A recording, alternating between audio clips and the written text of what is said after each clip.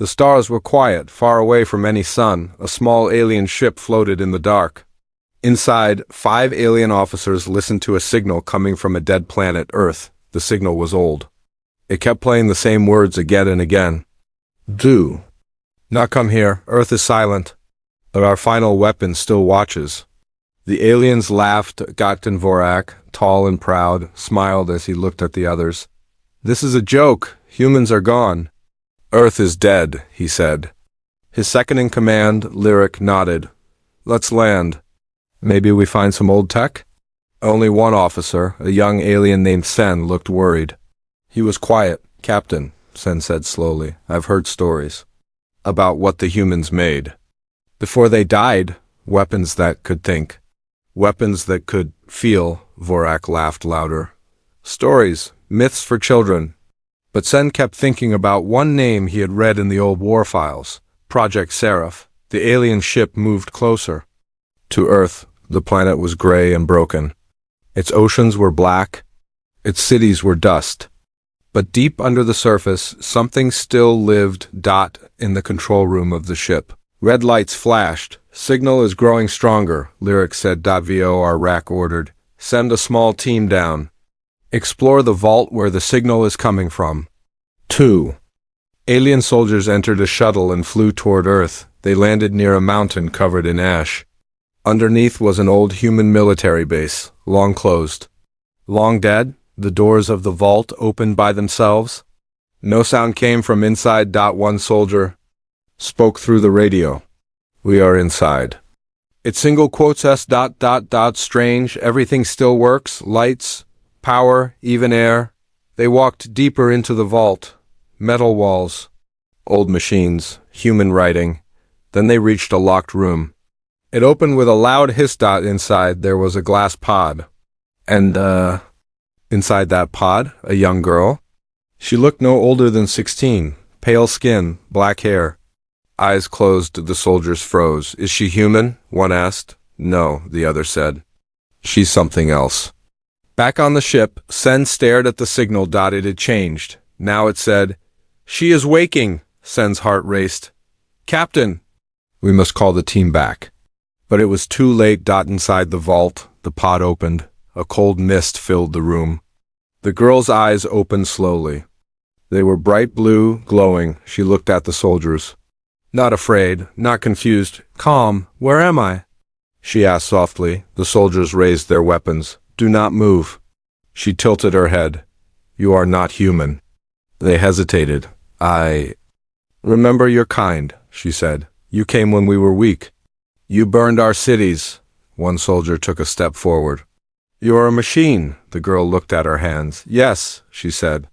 But I dream, I remember music and fire. And love, you took that from me. She raised her hand. In less than 1 second, both soldiers fell to the ground.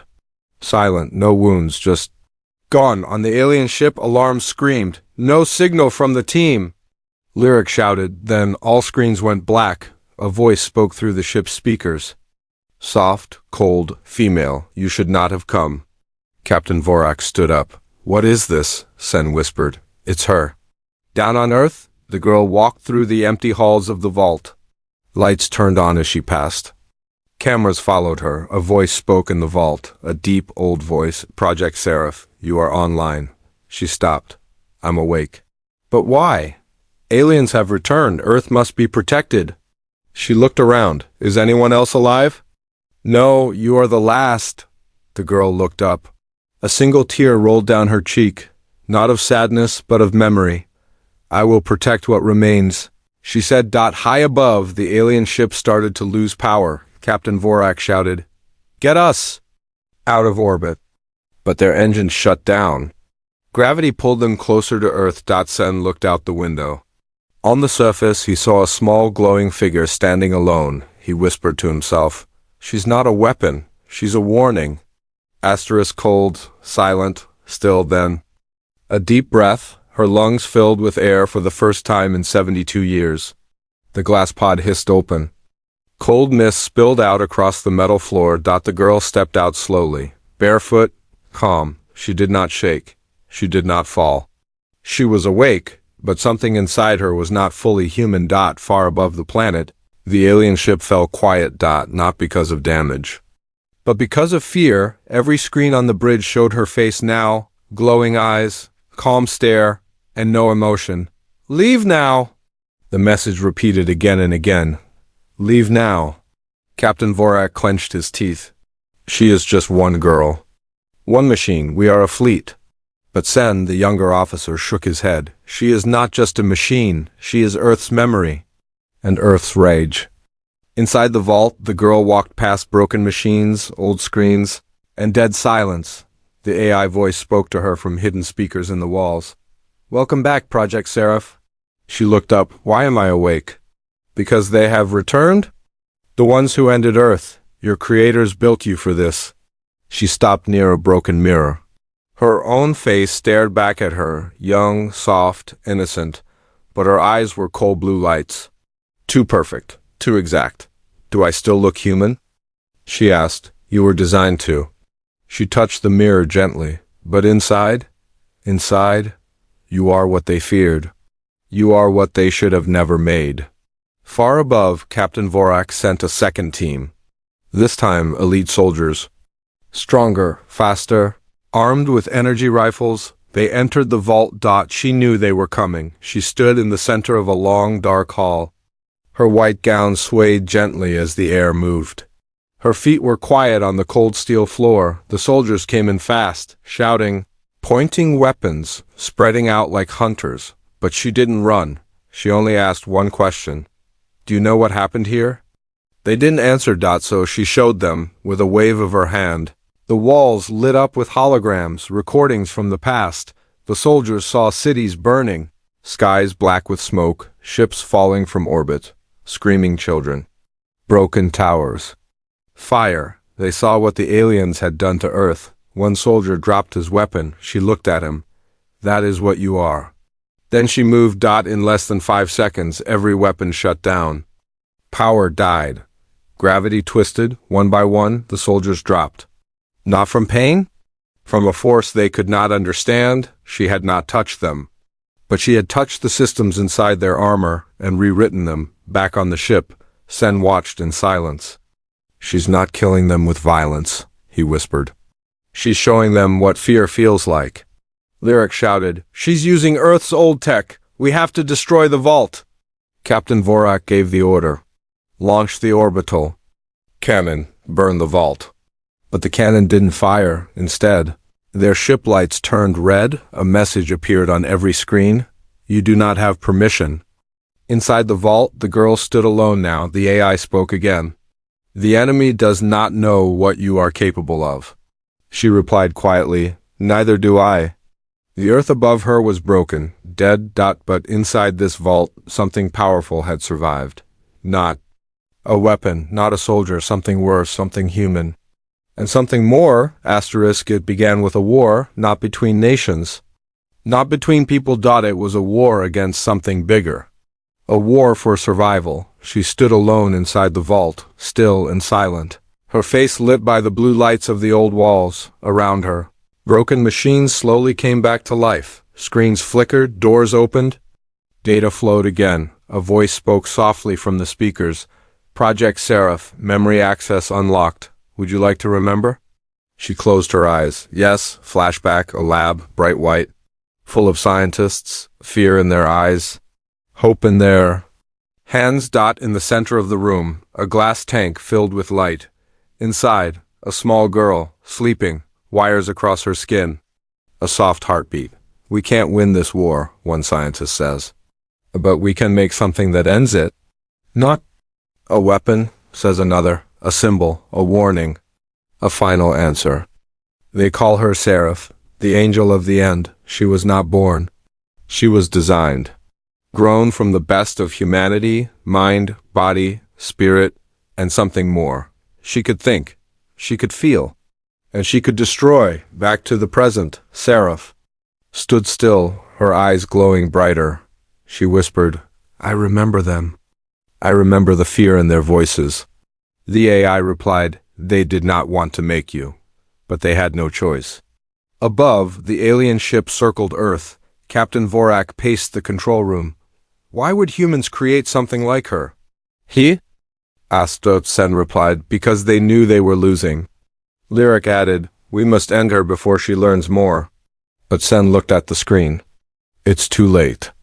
Inside the vault, Seraph walked through a large chamber.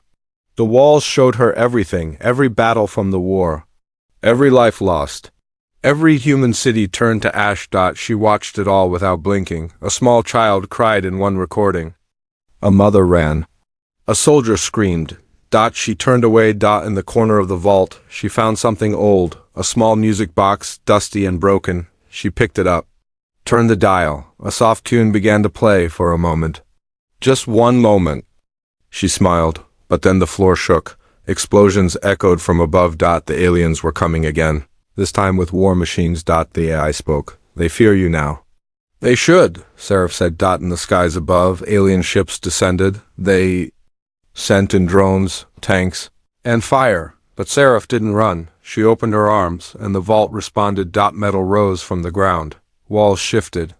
Machines activated. She connected her mind to it all, and Earth moved with her. Captain Vorak saw it from orbit. What is she doing? He gasped. Sen whispered, she's becoming what they built her to be. A world engine. Seraph's body glowed now. Her skin shimmered with energy. Her voice, when she spoke, echoed through every channel. You ended Earth. Now I will end your fear. The vault opened wide, and from the ground, old Earth tech rose like giants. Missile launchers. Energy cannons, railguns. She didn't need to fight alone. Earth remembered how to fight with her, but still, a question lived in her mind. Was I made to protect? Or to punish? Asterisk, they had never known fear, not in 100 systems, not after crushing 10 civilizations. Not after watching stars burn and planets fall. The aliens called themselves the Volcran Empire. They feared no army, no weapon, no god. Until now, the girl had no army, no soldiers. Only a ruined planet, and her mind, but her mind was more than human. It was fire wrapped in silence. It was lightning without sound. She was Seraph, the final message from Earth, and the message was clear. Run. Captain Vorak stood at the ship's window, watching the Earth below. Massive Earth weapons had risen from the ground untouched. For decades, now glowing with blue fire, he turned to his officers. Prepare the main fleet. She is just one machine. Sen, the youngest officer, spoke again. She is not a machine anymore. On Earth, Seraph walked through a broken city, once called London. Ash blew across the street. Buildings stood like bones. Children once laughed here. Now, only ghosts remained. In her hand, she still held the old music box. She played it quietly. Soft notes danced in the air, even as warships entered the sky above her. Then, the first blast came. An alien beam hit the ground 100 meters away. Fire rose. Buildings shook. Dust filled the air. Seraph didn't move. Instead, she lifted one finger. A bright pulse shot into the sky, and one of the alien ships exploded. Without a sound. In space, panic spread. Alien commanders screamed orders. The fleet split into 3 groups, attacking from all sides, but Earth systems were awake now, and they were listening to her. Old satellites, long thought dead, turned their eyes back to the sky. Laser arrays powered up. Gravity weapons charged. The AI inside the vault spoke again. You are no longer one girl. You are Earth's last will. Seraph whispered back. Then let them feel what they gave us. She moved through the ruined streets like a ghost. Every step she took, the Earth responded. When alien mechs landed behind her, the ground opened beneath them and swallowed them whole. When ships fired at her, the air bent and the blasts disappeared. She didn't dodge, she didn't run, she didn't need to. One alien general, far above, watched the horror below. This is not war, he said. This is judgment. Back on the bridge, Captain Vorak's hands shook. Retreat, someone whispered. We can't retreat. Vorak shouted. Then we die, Sen said. The screen showed Seraph turning her glowing eyes to the sky. She could see them. All of them. She was reaching beyond Earth now, into their systems, their data, their language, their ships. I see you, she said. I remember what you did. The Volcran Empire, the most feared power in the galaxy, now sent one final message to its fleet: avoid Earth. She is awake, and she remembers everything. They built her for war, but war was not the first thing she learned before they taught her to fight. They taught her how to smile, how to read stories, how to cry. She remembered that now. Standing alone in the middle of a shattered Earth city, trees dead, buildings fallen, wind howling, the war was silent now. The aliens had stopped attacking. They were watching from orbit, from fear, because the girl they had called a weapon had become something else. Seraph looked at the broken sky. A soft whisper came from the Vault AI. You are now beyond your code, beyond your purpose. She replied without blinking. I was made to destroy, but I feel ... pain. Pain is human, the AI answered. Then why am I still alone? Above her, deep in orbit, Captain Vorak stood frozen, his fleet, once mighty, now held back, not by force but by fear. Sen, standing beside him, stared at the image of Seraph on the screen. She's not fighting us anymore, he said. Then what is she doing? Vorak asked. She's deciding. Back on Earth, Seraph walked into a ruined park. The trees were black. The water dry. In the center of the park sat a small stone, a memorial. On it, old words carved by shaking. Hands, here stood hope. Seraph knelt beside it. She touched the stone with quiet hands. A tear fell, not from her eyes, but from her memory. Then she heard a sound. Footsteps. Someone else was alive? No, not someone. Something. An alien scout drone stepped out of the shadows, weapon raised. Seraph didn't move. It scanned her, then, slowly, it lowered its gun. She tilted her head. You don't want to fight? The drone made a soft beep. It projected an image, a small alien child. You have a family, Seraph whispered, and then she understood. Not all of them were monsters. Some had homes. Some had children. Some wanted peace, just like humans once did, far above. Sen watched the drone feed. He leaned forward, his voice shaking. She's not just a weapon anymore.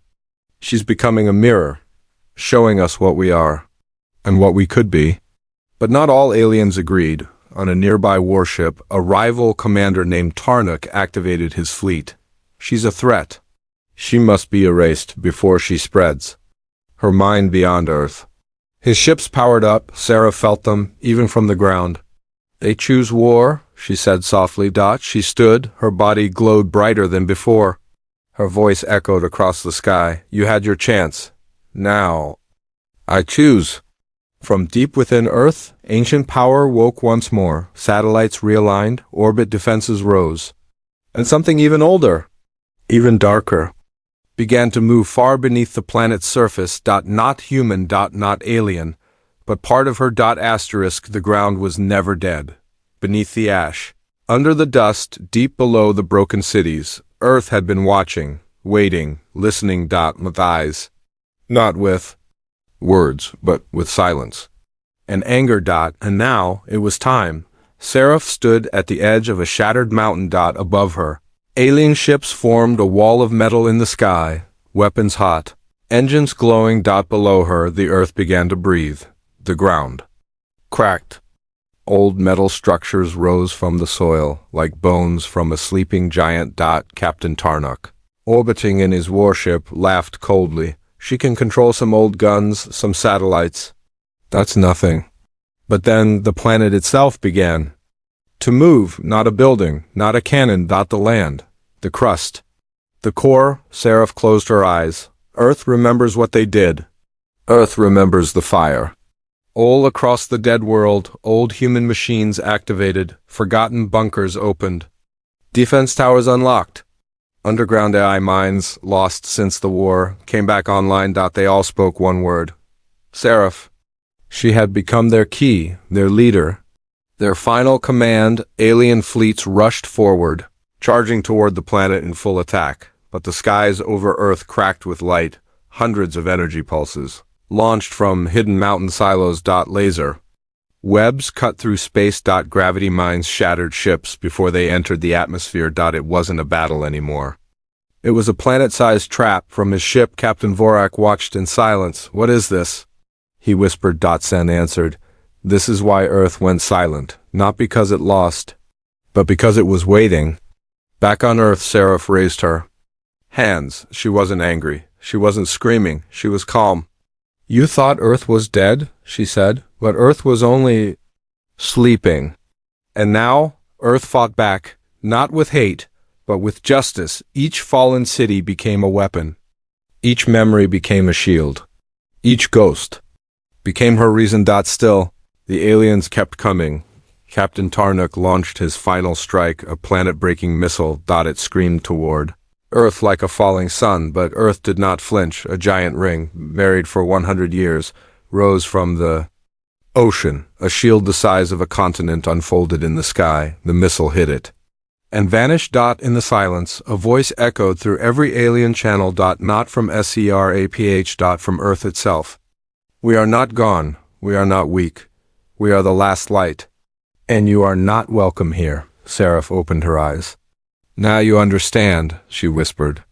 "This planet was never just my weapon. I was always its asterisk. She was never just a weapon. She was a story. A question. A choice. The last gift of a dying planet." Seraph stood at the center of a glowing field, once a battlefield, now quiet. Behind her, Earth's defenses stood ready.